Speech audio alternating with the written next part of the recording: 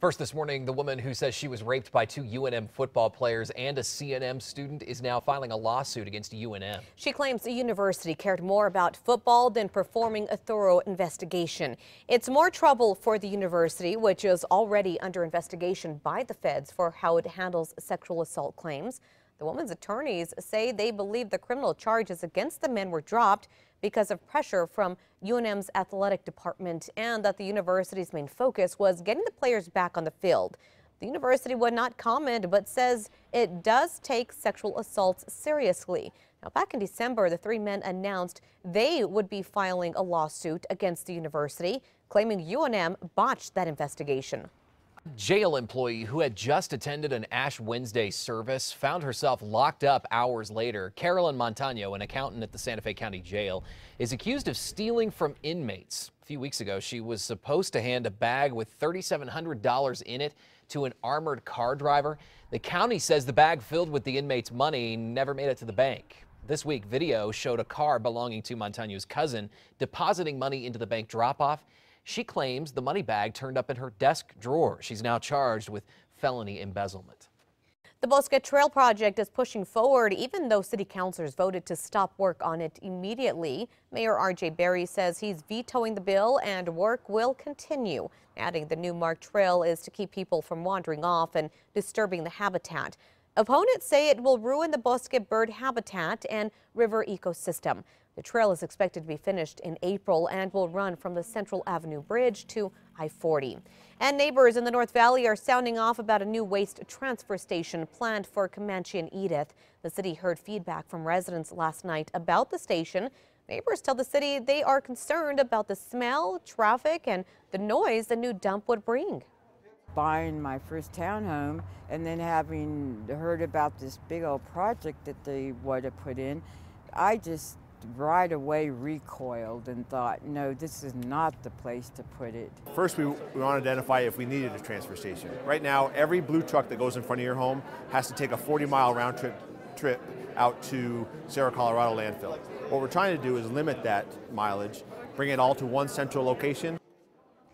The city has extended its 2-week period for public comment until March 10th. Filling seats for a popular bus trip for Lobo fans is a struggle this year. Organizers say the annual Ticks for Kids fundraiser is not seeing the turnout they usually do. The trip includes transportation to and from Las Vegas for the Mountain West tournament and 3 nights at a hotel. News 13's Catherine Mazzone spoke with organizers to find out what the numbers look like right now, and she's in the Newsplex Live with what she's learned. Catherine? Good morning, Adam. This is a trip that's been going on for 6 years. Volunteers with the nonprofit say it's usually a success, but as the Lobo season started to go downhill this year, getting fans on board has been tough. In the past 2 years, we've taken 3 buses. This year, probably going to be 1 bus. Bobby Aragon is a volunteer for Ticks for Kids. He says fundraisers like this one are crucial for the nonprofit. The 2-person package brings in $275 per person. And the single occupancy package, $350 per person. When the Lobos are winning, Aragon says they've no problem finding takers for the trip, but he says he's afraid these last several Lobo losses have discouraged fans. A lot of them are waiting till next year. They're kind of like, we'll go next year. We still love your trip, but we just don't really want to go down there and if we lose the first round, be out. Aragon says they're still taking reservations for the trip. Right now, the Lobos are 7th in the conference. They take on the UNLV Rebels on Saturday. Catherine, thank you. Ticks for Kids is a nonprofit geared towards sending underprivileged kids to places and events that they wouldn't normally have the opportunity to enjoy. Albuquerque Public School District's biggest bus contractor will stop busing students this summer. Durham School Service is ending its deal with APS June 30th. The district had thought it was coming, but officially found out last week. APS contracts bus services out. Durham wanted to pay their drivers more, but APS doesn't have the money for it. Now, APS will now have to get into the school bus business and provide service for roughly 12,000 kids on more than 120 routes, something APS has never done before. The district is looking at spending about $700,000 to lease Durham's bus fleet and bringing on some of their drivers. Most of the students who will be affected are in the northeast and southeast areas. Apparently, a doctor accused of boozing and having sex on the job is being allowed to head back to work.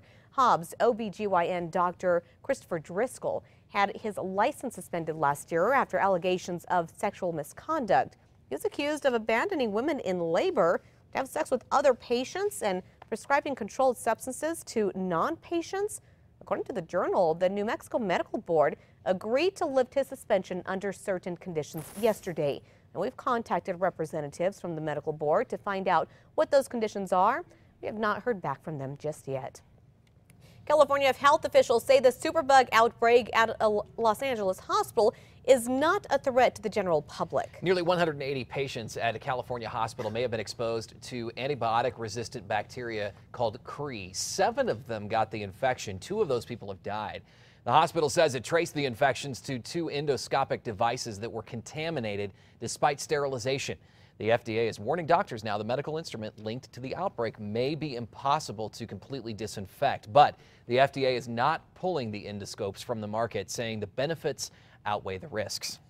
A Washington hospital is using a new tool to help stop the spread of bacteria. Copper, according to doctors. Traditional metals found in a hospital hang on to bacteria, but copper kills it. At Pullman Regional, they're replacing everything from door handles to handicap accessible plates, faucets, and IV poles. Doctors at the hospital say copper has been known as a natural way to kill microorganisms since ancient Rome. It's one of the only hospitals in the country using the age-old technology. This morning shows a school bus nearly engulfed in flames right here. Look at this. No kids were aboard that bus in Tucson when it started smoking on Tuesday. The Tucson Fire Department says the driver noticed smoke as she was on the way to pick up students. She was able to get out safely. Now an independent investigator is working to figure out exactly what caused those flames. Dramatic, right? Listen to this. A 17-year-old suspected car thief is on the hook for more charges, all thanks to his terrible lip-syncing skills. Listen. I'm not even Christian. I still went to church there, yeah, guess. I just had to pretend there, yeah. That is bad. He needs to keep practicing, for sure. Yeah, LaPorte, Texas police say they found this video evidence on Kenneth Davis's phone after arresting him for car theft of another car. Turns out the car he's singing in, yeah, it's stolen as well, which added another charge to his record. They say he probably used the video to brag to his friends about his alleged crime. The teen is now charged as an adult. That's a big uh-oh, right? Don't do that.